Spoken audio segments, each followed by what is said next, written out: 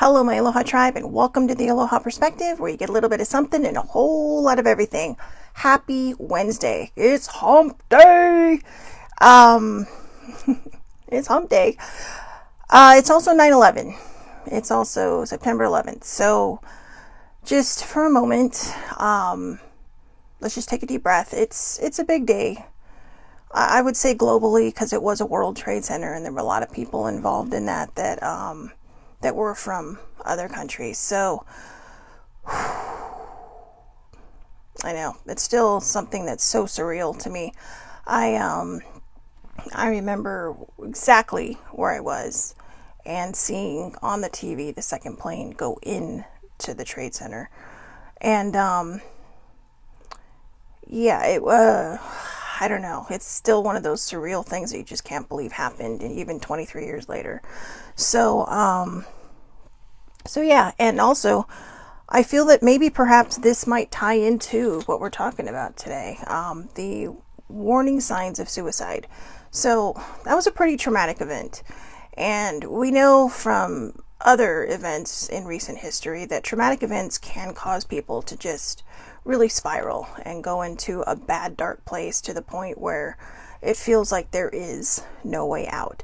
So today we're going to talk about the warning signs of suicide. Tomorrow, I think I'm going to actually break this down, you guys. I think I'm going to break it down into 3 more days. So talk about CPTSD and PTSD. Actually, maybe 2 more days. But and veterans' mental health. I'm going to see how the timing goes tomorrow, because I don't think I'm going to be able to squeeze each one of those in to give it kind of the proper time that it needs. All right, so I think I'm going to spread them out into next week. So again, Friday will be Aloha Oracle Friday. And, I don't think I ever uploaded last week's Aloha Oracle Friday. But anyways, so just, it'll probably go into next week. But it is Suicide Prevention Month, so I don't see that being a problem. Anyways, what is suicide? Suicide is a major public health concern. So in 2021, suicide was the 11th leading cause of death overall in the U.S., claiming the lives of over 48,100 people. In 2023, by 2023, that number had jumped 1,315 people. So, 1,215 people. So it went up to 49,315. Suicide is complicated and tragic, but it is often preventable. Knowing the warning signs for suicide and how to get help can help save lives. So in order for me to stay on track, I'm going to, again, read off of the list that I got from the National Institute of Mental Health. I will post this link because this link is wonderful. It is awesome. It is awesome in the information it can give you.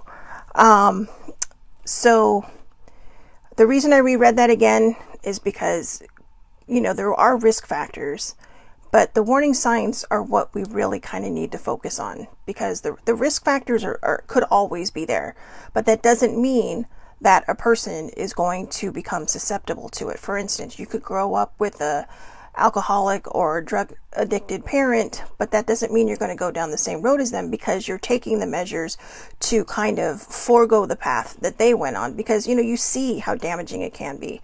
So and that's, people are going to have these problems, and hopefully they get the help that they need. And a lot of people do. A lot of people, sober up, they stay sober, and they turn around and try to help other people, which is, kind of the idea of the Aloha Perspective, is to take experiences and then just, try to relate. So, or give something that people can relate to that might resonate with them. So, all right, here we go. The warning signs of suicide. So I'm going to read these, then we're going to talk about them. All right. So the warning signs that someone may be at immediate risk for attempting suicide include talking about wanting to die or wanting to kill themselves, talking about feeling empty or hopeless or having no reason to live, talking about feeling trapped or feeling like there are no solutions. My goodness, my reading today. Feeling unbearable emotional or physical pain, talking about being a burden to others, withdrawing from family and friends, giving away important possessions, saying goodbye to friends and family, putting affairs in order, such as making a will. Now, okay, right, I'm going to read this through, then we'll talk about it. Taking great risks that could lead to death, such as driving extremely fast, talking or thinking about death often. Other serious warning signs that someone may be at risk for attempting suicide include displaying extreme mood swings, suddenly changing from very sad to very calm or happy, making a plan or looking for ways to kill themselves, such as searching for lethal methods online, stockpiling pills, or buying a gun, talking about feeling great guilt or shame, using alcohol or drugs more often, acting anxious or agitated, changing eating or sleeping habits, showing rage, or talking about seeking revenge. Suicide is not a normal response to Suicide is not a normal response to stress. Suicidal thoughts or actions are a sign of extreme distress and should not be ignored. If these warning signs apply to you or someone you know, get help as soon as possible, particularly if the behavior is new or has increased recently. So we can talk about this. Now, there are going to be these situations where people might weaponize their mental health. And I don't mean going off and doing school shootings or shootings and mass shootings. What I'm talking about when I say weaponize, I mean in the less literal sense, but more in the sense of, well, I want your attention, so feel sorry for me. And I have been in this kind of situation before, and I probably handled it very well or not very well, I should say. I handled it very poorly, is what I meant to say, because I knew what was going on in this person's mind. And it was attention seeking, and not the kind of attention seeking that a person who is very, very on the edge. It was, they had done something very, very bad, and they wanted people to take their side. But this has kind of been the MO of this person before, they got help and started to change. This has kind of been the MO of someone who, for a long, long time. But I think perhaps it would have been something that, maybe I should have called someone for help. They didn't say it to me, but I was more protective of what was happening to the person that was wronged, and then to pay attention to that. So I'm not going to say that, I'm not going to stand on a soapbox and tell you that I've been perfect in every situation, because I have not. I didn't know the signs back then, with my friend who passed away, I did not see a sign at all. I saw no signs, but they didn't open up to me. They didn't talk to me. When I found out they had been talking to other people about what was going on, I thought, well, God, I wish they would have opened up to me, because those were the clear signs. But I was more in tune to mental health than a lot of other people, because I have to deal with my own mental health. So this is one of the reasons why we put this out there. It's not those people's fault. They didn't know the signs. They didn't know the warnings. But this is why I do this show, because, it's the perspective for especially subjects like this is to just kind of share my thoughts on something, and to kind of help educate people in a way that, doesn't feel so formal and so book driven, right? Just try to add something to it that might help it resonate or make sense. And that doesn't mean everybody's going to resonate with what I say, and that's okay. But for the people that do, I'm grateful that, I'm reaching somebody. So, because that's what this is all about. This is about trying to reach people, educate people, and show people from being in this perspective of having been in a situation very similar to this. So the warning signs, again, that somebody may be at risk for attempting suicide include talking about wanting to die or wanting to kill themselves. Now, I just kind of covered how I did not handle that very well. But if it is persistent and it is completely unrelated to a situation that might be happening, even if it is related to a situation that might be happening, take it seriously. Call for help. Tell them, hey, you know what? Let's call, in the United States, let's call 988. That's the crisis hotline, right? So just say, let's call 988 because you sound like you need someone to talk to, and I may not be fully equipped to do it. All right.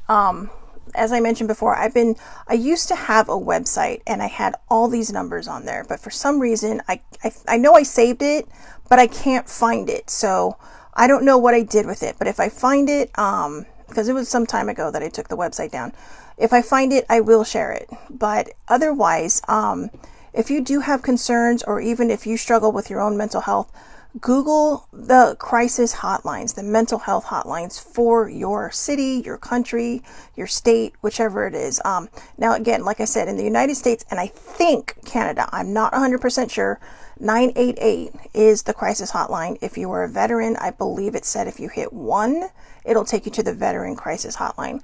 So that's one way you can handle that situation. Okay, so we have to pay attention. So let's see. Talking about feeling empty or hopeless or having no reason to live. Oh, that's a big one. That's a big one. Now, here's the thing. The reason I mentioned how poorly I handled the other thing is because this is, as someone with a mental health issue, I probably should have taken it a little bit more seriously, except for the fact that it was just continuous until they finally got attention. Then they stopped. And it wasn't even about, their mental health. It was all about, just seeing whose side, was on that person's side. And it was kind of, I think what bothered me the most about that is how upset it made me that they were weaponizing something. Because I had just lost my friend the year before to suicide. And this person said nothing. This person gave me no indication that something bad was going to happen. I really do believe that it was more of a spur of the moment kind of decision that prompted this person. And to me, this person felt like they were weaponizing it. So there are going to be people who are going to weaponize it. Now, back then, I was not in the best place mentally. I was spiraling a lot. I wasn't doing well. And that it took me to a different level. That, knowing now and looking back, I probably could have handled it better. So no matter whether someone is using it to get attention or if somebody is using it because it is very legitimate, I will tell you right now, I would say the majority of the time when a person is saying they're feeling empty or wanting to die or feeling hopeless or have no reason to live or want to kill themselves, they are being 100% serious. Okay, so whether you think that they're not being serious or you think they are being serious, get them help. Tell them, all right, you know what? I'm going to take you and we're going to get help right now. And that might even trigger something. That might say, oh, well, no, I'm okay. No, that's not what I meant. That's how I was feeling. So you might be able to separate it from that. But in my experience, from me alone, when I have said it out loud, when I have asked for help, or when I've called people, it's because I'm not sure I want to go through with it. But it feels like it's the only choice. And so I kind of reach out and hoping someone will talk me out of it, talk me some sense into me. And I guess that's why the second to last time that I really felt this way, that was an actual attempt, not just ideation, I called a bunch of people, and when they didn't answer, I thought, that's my sign. But then I got another sign. I got, to me, a very spiritual, ethereal sign, and I know who it was. I know what she was trying to convey to me, and to me, it was a turning point for me. And it still didn't make me focus on my mental health.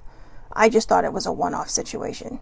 So I know I'm not handling the subject very well because of the example I gave earlier, but I have to tell you, this is how confusing it can be for people who don't know how to handle it.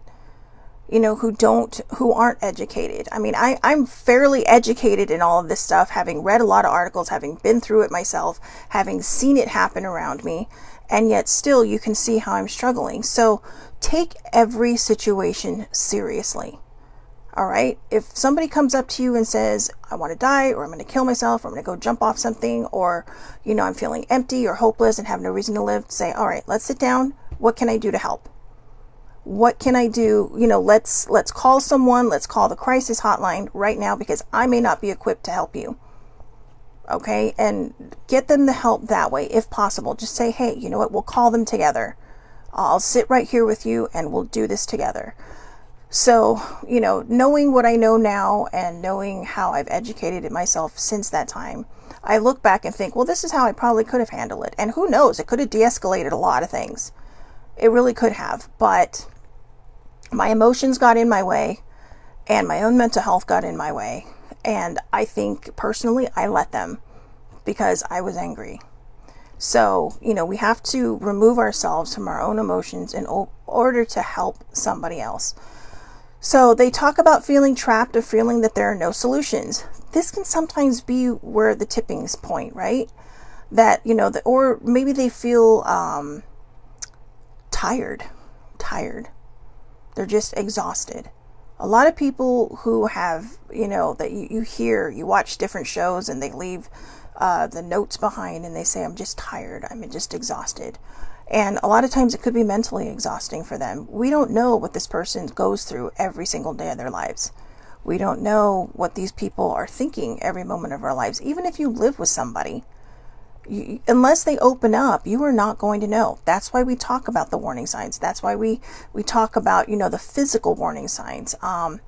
Maybe they're feeling unbearable emotional and physical pain. So physical pain we're going to get into later, because that really is kind of under chronic pain. Or it could also be, maybe they're ill. Maybe they have an illness. Maybe they have cancer. It could be terminal for all we know. Or it could be, chronic headaches. It's just, we'll get into the chronic pain stuff later, because that really kind of deserves its own show. And that really kind of deserves a really kind of spotlighted look at it, because people, we think about veterans. We think about, trauma, PTSD, CPTSD, but we forget the medical side that might contribute to somebody taking their own life. So, talking about being a burden to others, sometimes we can feel that this has been my, okay, I'm going to be honest with you. I'm going to be straightforward honest with you right now. The last couple of years have been very, very difficult. It's also been very difficult finding a job. So, I don't know if it's my age or what, but I do feel sometimes like I am a burden on other people. So this has been a test for me to remind myself that, it's going to get better. That's where my affirmations come in. This is what I do for myself. That doesn't mean it's going to work for everybody else, but it's what I do for myself. When I start feeling low, or I start feeling like I'm a burden, or I start feeling like, I just should not, I kind of move towards ideation, I have to stop myself. And I'll either journal, I'll either sit and watch something maybe on YouTube. I love the ASMR videos on there. They have some great ones. I am addicted to sounds. So, just really interesting sounds. I know it's strange, like even like that, right? Just stuff like that. So it kind of calms me down, and it's something I need, and it's something that kind of helps me refocus and put myself back into, back into a better place, to remind myself, hey, you know what? It's going to get better. And even if I don't believe it at the moment, I just remind myself that it's going to get better, because if I tell myself, well, it's only going to get worse, I'm just going to get worse. And in order to maintain my mental health and do my best to find whatever this balance is that I'm in this new normal, I have to figure out what works best for me. So a lot of times it's what we have to do. So if somebody's talking to you about being a burden to others, listen to them, okay? Because they may be struggling very, very hard. When somebody finally opens up about their struggles and their pains, and, maybe like it says earlier, wanting to die or wanting to kill themselves, and they don't normally talk about these things, they're really reaching out for help. It's kind of their last, it's like their Hail Mary, right? In football, it's the Hail Mary shot. Just, please, somebody catch the ball. And because I'm not sure subconsciously that I want to do that. On the surface, yes, it's something that I just feel is the most necessary thing to do. But subconsciously, I think they know it's not their time. So they reach out, and hopefully somebody listens. So withdrawing from family and friends. Isolation is a bad thing. Now, it doesn't always mean suicide, but it can mean spiraling, being depressed. I can't tell you. I mean, I'm not sure, and I'm being perfectly honest when I say this, I'm not sure how many friends I really have left, because I really isolated. I withdrew from everybody. You know, and not because of COVID, you know, COVID, yeah, we were hunkered down, but I mean, fortunately for me, I have a roommate, older sibling, and I just, you know, we'd go out for drives, we'd go, you know, do stuff that was open air. But, after that, and, you know, even up until very recently, I was just in this massive years long spiral. I isolated from my family on Christmas. I isolated, you know, people would say, hey, you want to go out? No, that's thanks, but I'm not up to it. I think I used finances as an excuse a lot of times when, you know, I could have just been honest and say, hey, you know, let's just go get a cup of coffee and let's go sit in a park somewhere, you know, just to visit and catch up.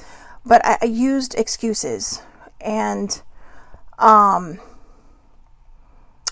mean, you know, the finances can be tight, but like I said, there's always a way around. And if, you know, they really want to hang out with you, you'll find a way.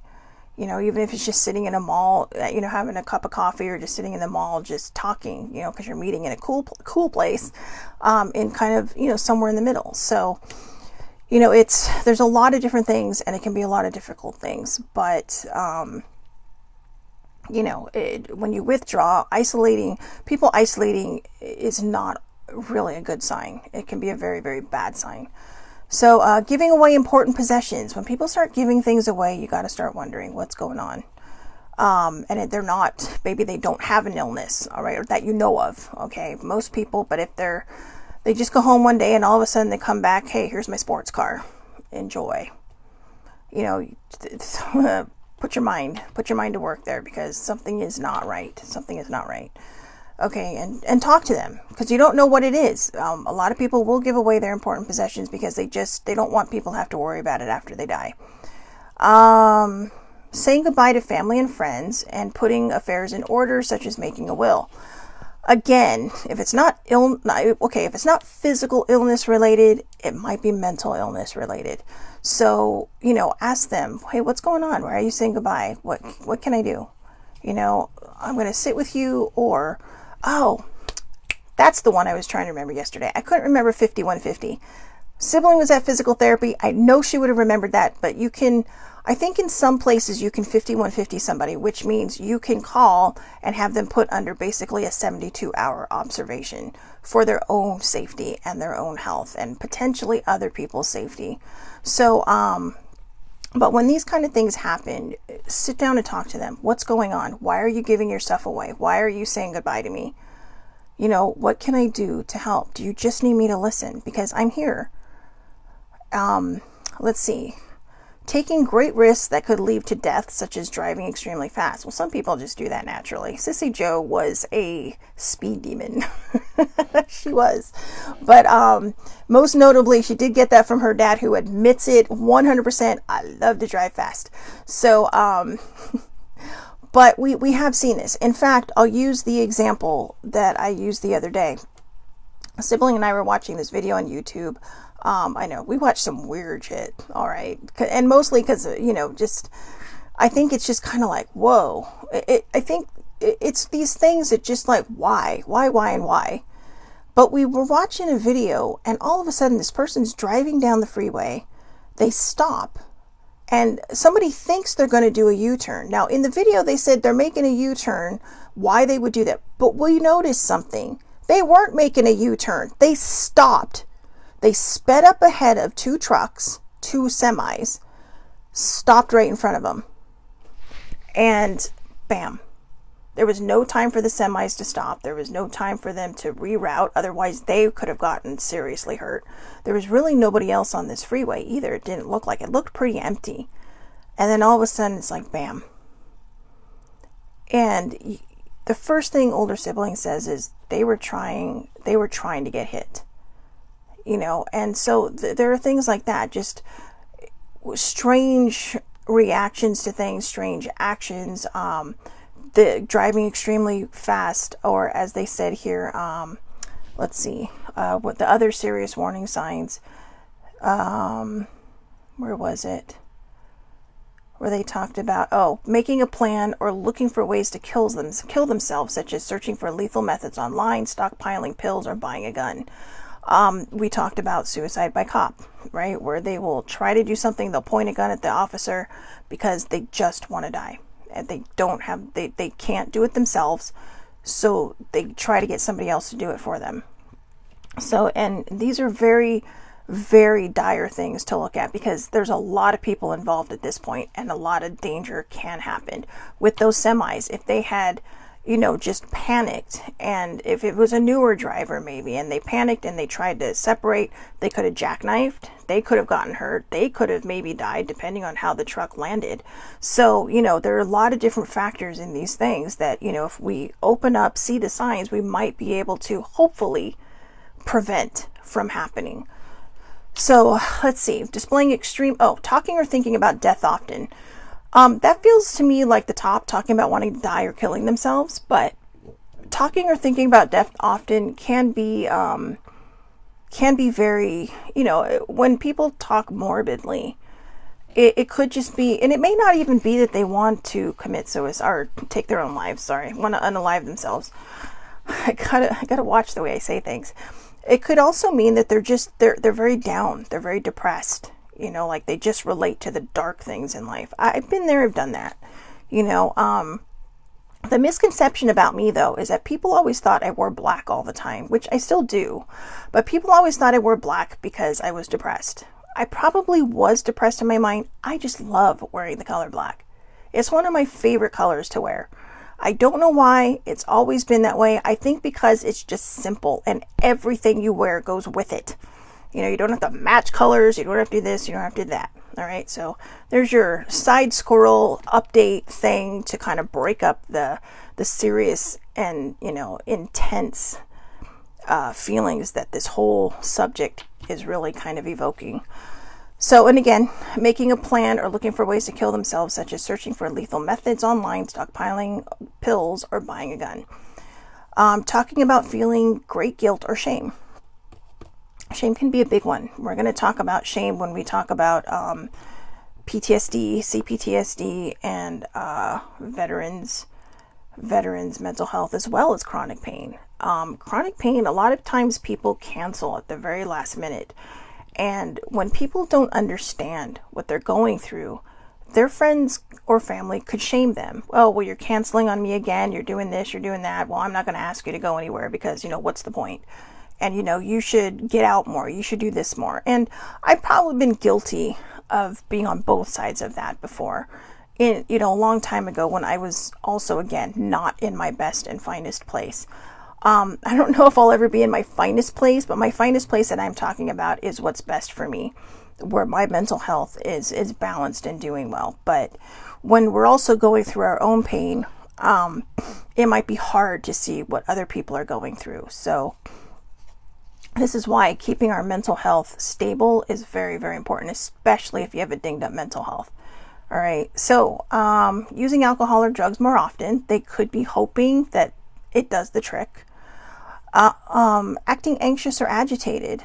This is a big one, right? When we talk about these mass things that happen everywhere, and people will always say, well, they were acting anxiously, they were acting agitated, they seemed a little off, the last couple of weeks, they seemed more angry, they seemed this, they seemed that, but nobody does anything. And sometimes they do, but, nobody on the other end does anything. So then bad things happen.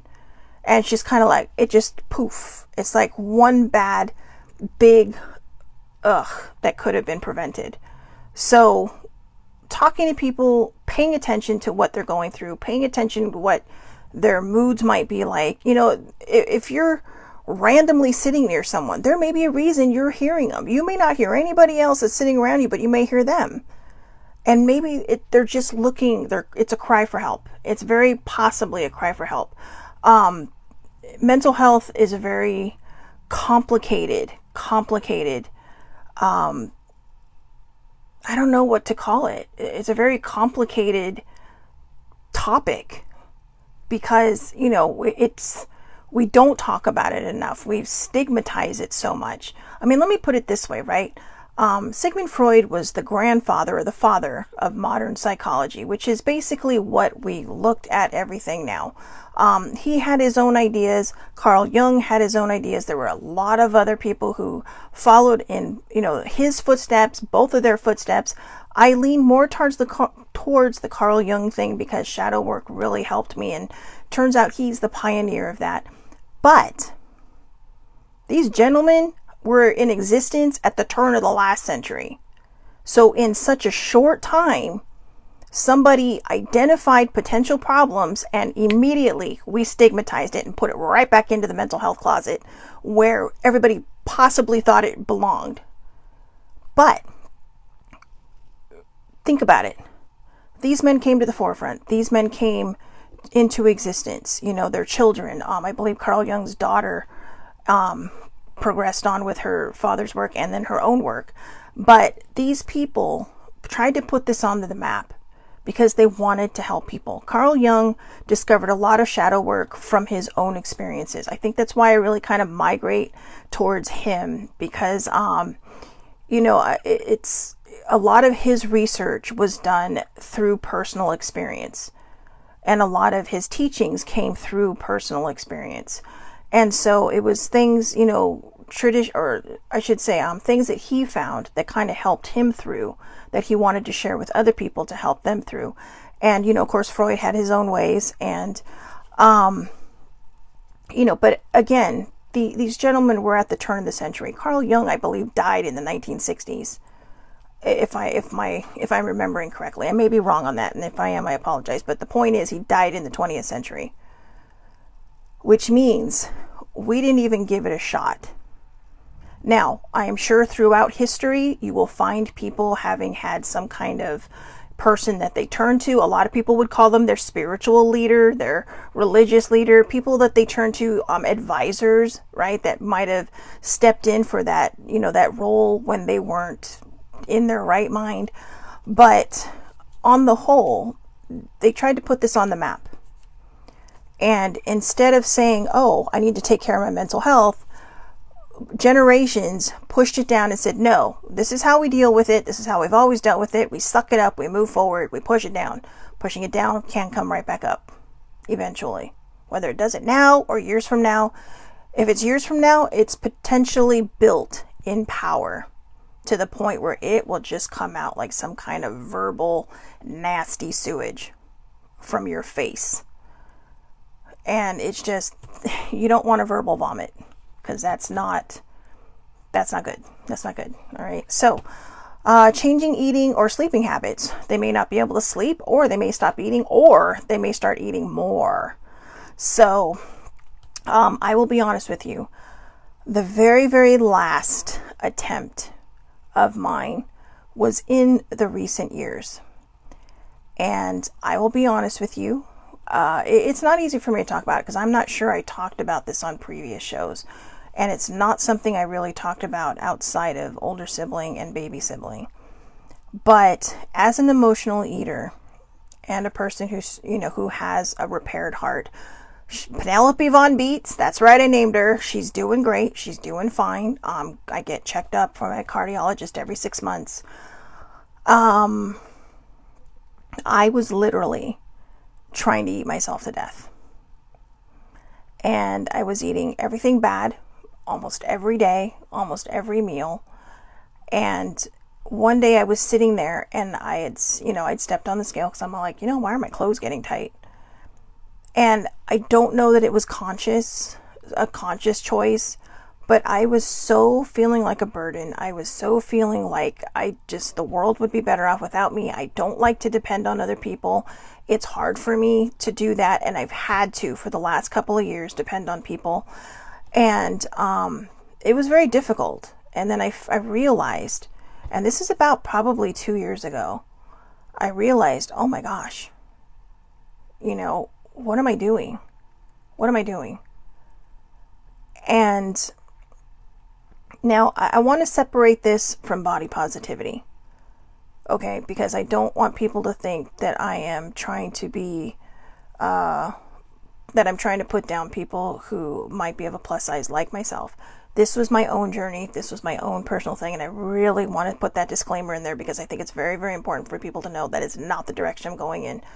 But I stepped on the scale and I thought, oh my God, in just 5 months, I had gained like 25 pounds. And I couldn't believe it. And it may not have even been that long. So it was almost like it was a slow progression, right? Into something that, towards something I was trying to do. And towards the end of that, when I finally caught myself, I just remember feeling I totally binged on something. And I don't even remember what, but I felt so horrible. I felt so gross. And I just felt, I was laying in bed and I could just feel my heart pounding. And all of a sudden I thought to myself, and I was crying, and this isn't the day that the fitted sheet undid me. I think that's where it really started, to be honest with you. And I thought I had come to terms with it then, but I think what had happened was consciously I stopped looking at the pills. I stopped looking at, ways to do it. I started looking more towards the, in respect to the alcohol and drugs, kind of in that direction, right? Where you just keep using it and using it and using it until you hope it does what it's supposed to do. And I think that's what I was doing with the food, is I was using it and using it and using it, hoping it would do what it was supposed to do. And it didn't. And one day when journaling, and it was probably that night that I was on my bed crying and just freaking out and everything, I realized I don't want to die. And now I put myself behind the 8 ball of my weight loss. And because of that, to be honest with you, because of that, I was so ashamed to go see my cardiologist that for about 2 or 3 years, I didn't. So obviously this is actually a couple years further back. So, but I know, because I gained so much weight, I was just like, oh my God, he's just gonna, I was ashamed. And that's where we talk about, right? We're shamed. Shame might come in, feeling ashamed or feeling, what was it? Guilt, feeling guilt. And so I knew what I had to do then. And at that point, it was kind of like, okay, this is what I need to do, and I need to talk to sibling. And I actually, in that moment, that's when I made the pact with them.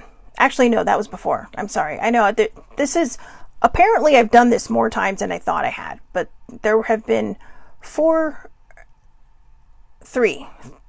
actual potential attempts. And the rest were more ideation. Like, people would be better off without me. I'd be better off dead. I'd be better off blah, blah, blah. So, but this was probably my third and scariest one, because I didn't even realize consciously that I was doing it. It was very subconscious. And it was just because there was so much pain and so much shame and guilt happening in front of me and within me that I couldn't see straight.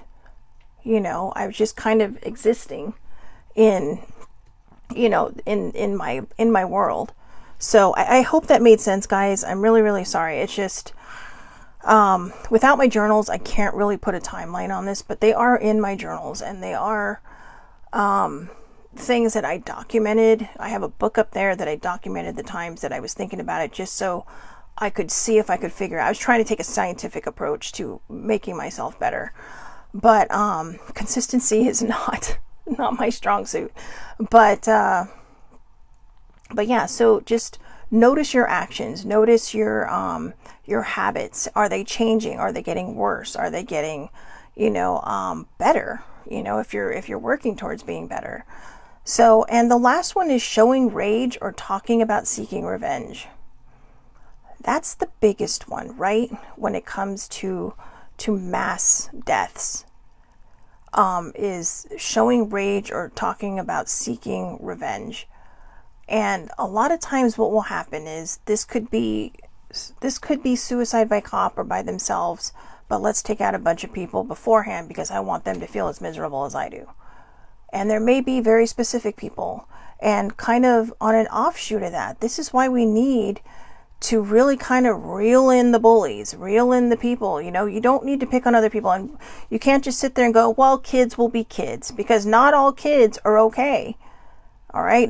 There are sensitive children in this world. I was very sensitive growing up, and my parents can't figure out where that came from, because my parents are very strong-willed, but and I don't mean mean way. I mean, my parents were my safety zone, But my mom was a very strong person. Something happened. She dealt with it. She let it go. Turns out she didn't. She kind of pushed it down.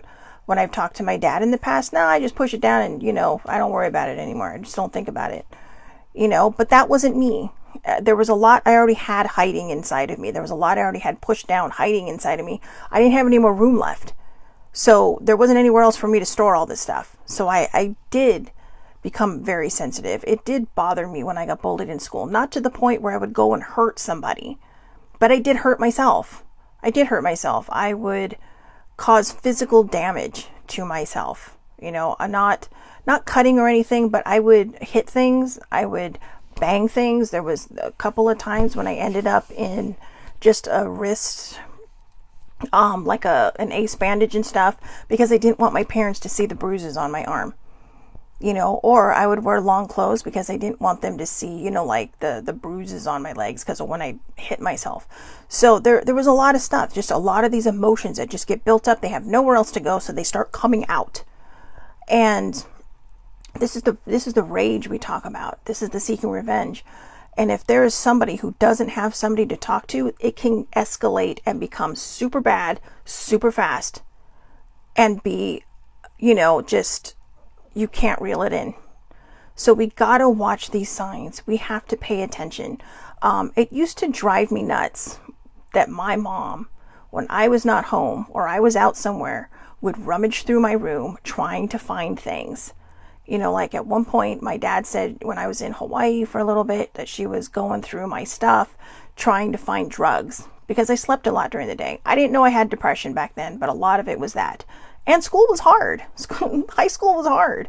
So sometimes you just nap. But she said it wasn't normal for people my age to take that many naps or to want to just be alone and blah, blah, blah. And she was right, because I did have depression. Just none of us knew it. We didn't know what depression was. We weren't educated on it. I grew up in a family where, we don't talk about that in public. We don't deal with that with my mom. That was my mom. And, but in hindsight, when it drove me nuts back then, I thought, in hindsight, I'm glad, because what if there was something that I was hiding? What if there was something that was extremely wrong, going on in my mental health state that was preventable? So I'm not telling all the parents in the world, don't trust your kids and go through stuff, but talk to them. Ask them how their day was. If it doesn't feel like it's right, sometimes with older sibling, I have to do this. How are you doing? I'm fine. But I can tell, and it's like, are you hurting? Are you flaring right now? How do you know? When you live with someone long enough, you figure out their patterns. And she knows the same with me. What's going on? Nothing. I'm fine. But I've gotten to the point now where it's like, if I tell her she has to be honest with me, I have to hold myself to the same, standards. And so I've kind of been in the point now where, like yesterday, what do you want to watch? It's like super TMI. I'm in the midst of my period right now. My heaviest days are my worst days. I don't give a shit about anything. I really don't. And she's all, what do you want to watch? Are you in the mood for comedy? And I'm like, you know what? I really don't freaking care right now. Just watch whatever you want. I don't care. So, she took a chance, put on comedy, and I was laughing my ass off. I was. It was funny. It was some good stuff. Old-timey comedy. But it was what I needed. I just didn't know I needed it. But by being honest and saying, I don't care, because I just don't know where I'm at right now. It helped, so, and it helped me put me back and reel me back into a better place. So there's so many signs we can look for. There's so many things we can do to help people. I know I may not have, articulated this the best way possible. I know that, I don't have a problem throwing myself under the bus, because my old behaviors versus my new behaviors, that shows that we can change. That shows that when we stop being angry about so many things and stop, just kind of spewing whatever verbal vomit we're spewing, and look around and see how our actions affect other people, we can change. We can change. We can get better. I know people who have attempted suicide, and fortunately for me, it did not take. We talked about sibling yesterday, older sibling. I told you her story. She has given me permission to share that story. And I am grateful to this day. She may have felt like a failure those times that she woke up and thought, great, I can't even do this right. I am grateful, because without her, I may have been there. She saved my life. to bro from another Mo. When I was in high school, he saved my life. But more importantly, I paid attention to these people, and in the end, I learned how to save my life by asking for help. It can be scary. There will be judgmental people out there who will just think you're doing this to get attention. Find the people that you trust. Find the people you care about. If you're not sure that people you know will handle this, go check your insurance. See if you have mental health coverage. Check online. There are a lot of places that you can do this through the apps now, and I believe they do take your medical insurance. It's just, I think they set these things up to help end the stigma for people so they don't feel like they're walking into, something. And I will tell you, when I would go to therapy, I'd be sitting in basically a waiting room with other people. We're all on the mental health floor, the behavioral department, okay? We're all sitting in the behavioral department floor. And some of them would just look ashamed.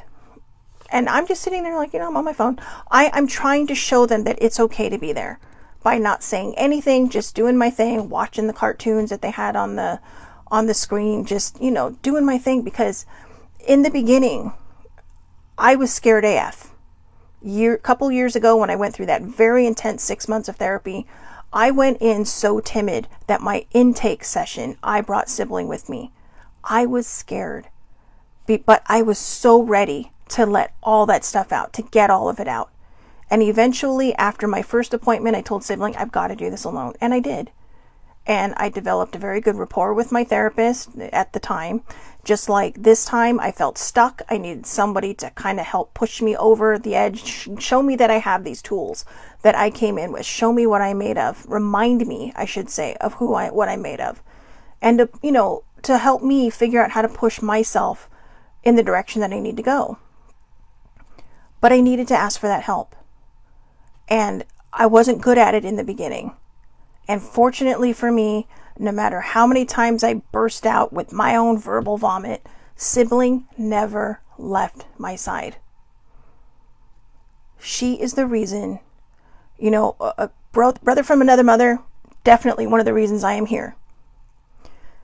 Older sibling, the absolute 100% reason I am still here. Baby sibling has helped. She's helped older sibling tend that garden, help grow those seeds that they both planted. But older sibling, in the very beginning, she saw that there was something going on in me. She saw the anger. She saw the pain. She knew that when I lashed out, even though it would hurt her, and sometimes she would shut down, she knew it wasn't about her. I made it about her, but she knew there was something more. Because I asked her, I said, why didn't you give up on me? Why did you stick by me even though I could be so horrible sometimes? And she said, because I knew there was someone in there trying to get out. I'm not sure those are the exact same words that she used, but basically what she said, I knew you had pain inside. And that's when she opened up to me about her own mental health. Because it'd never really been a topic of conversation before, but that's when she opened up to me and she said, no matter how hard you try to push me away, I'm not going, I'm not leaving. And she was very persistent. And I know people think, well, why are you always thanking her? Because I'm here to help other people because of her. When I got onto Twitter a couple years ago, after I really kind of got in tune with my mental health and thought, you know what, I really want to help people. I met my friend Jody on there, and Jody gave me the courage to share about my CSA stuff, my, childhood sexual abuse stuff. And that too really kind of added to saving my life. But older sibling never quit. She showed me I had the tools. She gave me the courage to step forward into my own healing. When I would fight her on needing an antidepressant, I would fight her hard. It's like, I don't need that. It's not, I got this. I can control it. I got it handled. I didn't. And I couldn't. And finally, I remember one day, I was just so low. And I called her and I said, and this is after therapy, after I got out of that intense therapy back in 2017. I called her and I said, her and I were talking, and it was so funny because we were about to say it at the same time, but I said, well, let me say what I have to say first. And I said, you're right. I need to be on an antidepressant, and it still took me several years since then to be okay with being on one. You know, I'm grateful. I'm one of these lucky people who only have to be on one. There are other people who have to be on more. They fall really deep into the mental health umbrella. There's so many more things. I feel like I got off easy with just having major depressive disorder, which is basically depression enhanced, you know, but major to me, I don't know if that's what it actually is, but to me, that's what I was diagnosed with, major depressive disorder. And I learned, and over time, especially in the last year, really, been reminded of the tools that I carry, of all the tools I've gained from all the different therapists I've had, especially my last one and the recent last one. And both of them really kind of graduated me. You know, both times I knew it was time for me to move on, and both of them knew I was ready. And so I have to trust them, and I have to believe it. And I know that they're always there if I need to go back. But, you know, I'm not ashamed of being on an antidepressant anymore. I'm not ashamed of being on my thyroid pill anymore, because that's a hereditary thing as well.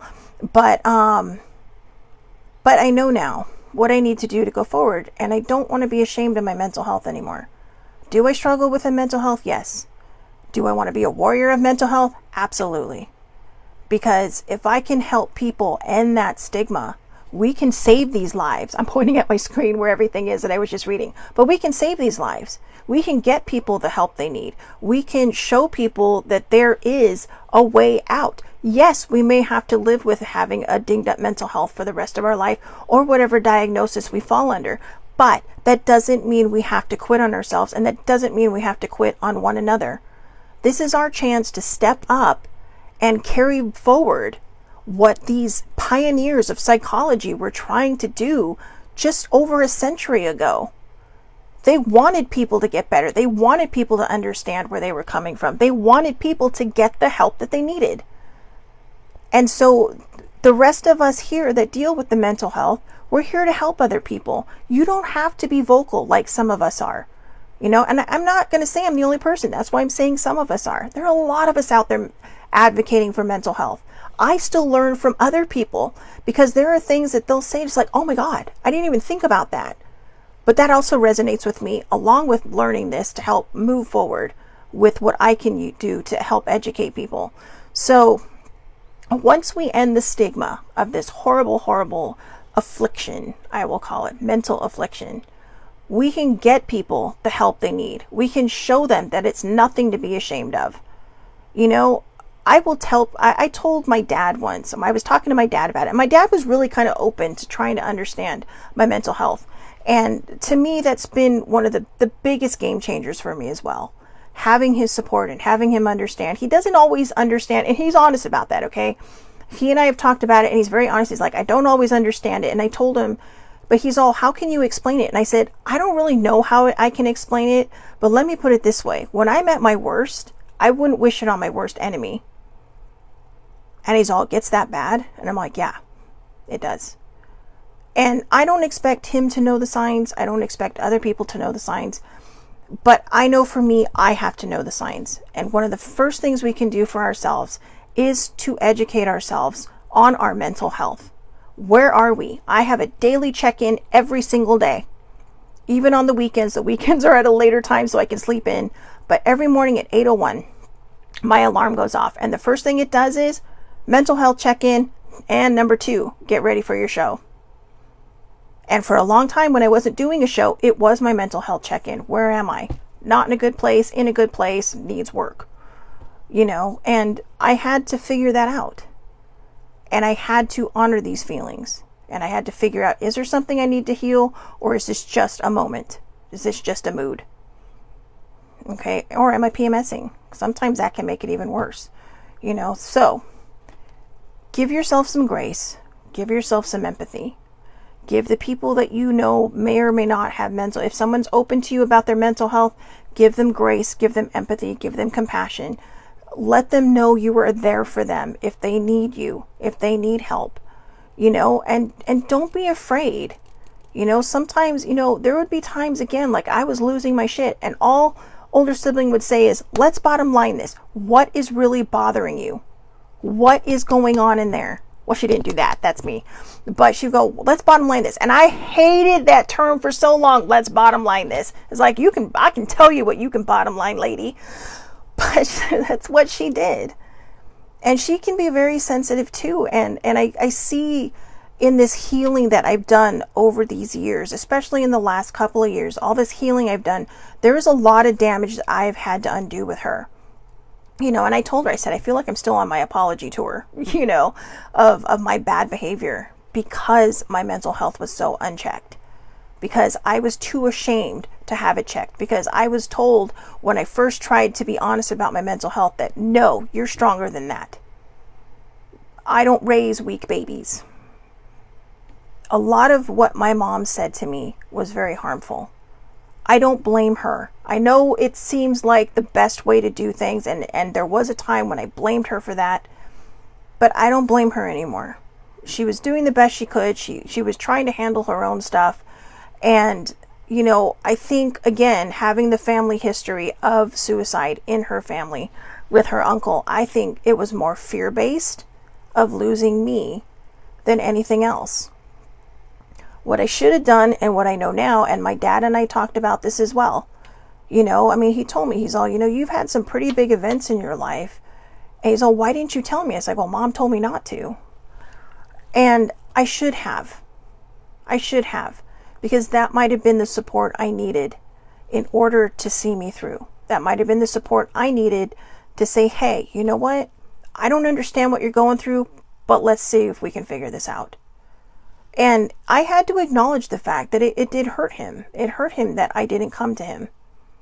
And he told me as much in the last year or so. It may have been last year, but in recent times, very, very recent times, he told me, he's all, it hurts that you didn't, he's all, I'm a little disappointed and hurt that you didn't come to me. And all I could say was, I'm sorry. And he wasn't trying to make me feel bad, okay, guys? I want you to know that, because my dad and I had always had a close relationship. I always told my dad everything. Because he wasn't judgy.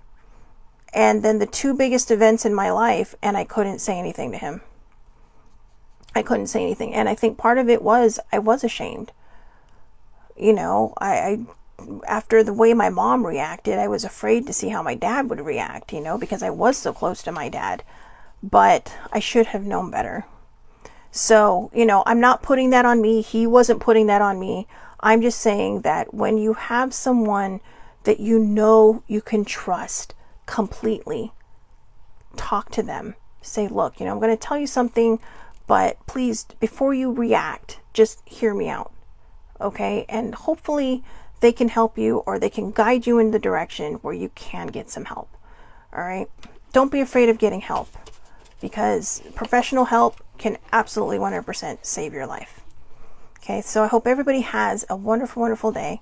I'll see you back here tomorrow for another episode of Suicide Prevention Month on the Aloha Perspective, 8:30 a.m. Pacific Time, Facebook Live. All lives are public. Anybody can watch. I also upload these to YouTube under the Aloha Perspective. I share them to my Facebook page, the Aloha Perspective. If you follow me on Twitter, you can also find them there. And I do upload this to TikTok as well. All right. So again, I hope everybody has a wonderful, wonderful day. Thank you so, so much for listening. Please take care of yourselves. And, now that you got some of these, look for the warning signs, all right? Because as I mentioned, I am going to post this article.